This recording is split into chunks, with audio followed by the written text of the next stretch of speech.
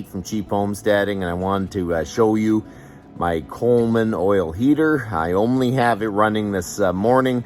It was kind of a rush last night and I didn't have time to put the wood stove on, so I was really kind of happy that we got the Coleman up and running. It's been working flawlessly. I'm super happy. I added it to the greenhouse. So the Coleman oil heater is running absolutely flawlessly. It's awesome. You might wonder why I have a vice grip there. There's your inspection hole. And if you don't have that in there, it seems like, just because I think it's a greenhouse, it must not be as airtight or whatever, and you'll have smoke coming up. So I kind of put it there. And that seems to be just enough to stop it. I might make an actual plug for it at some point. It's pretty hot, so we'll lift it up. If you look in there, you can see the fire going.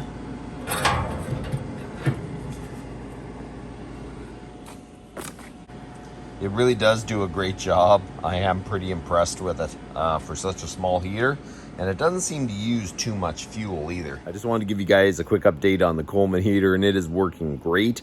You know what? Plants, seedlings don't like huge temperature fluctuations.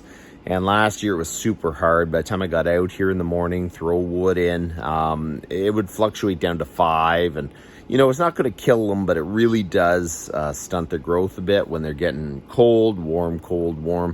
So this thing has really been able to even it out. Last night, I started my greenhouse up. I tried to get the fire going.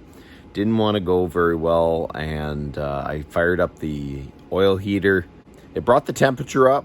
And by the time the fire got going, the whole greenhouse was just toasty. So I'm super glad I picked up this vintage oil Coleman heater. It just makes things a lot easier to try to even it out. The wood stove brings up the temperature, and this can maintain it.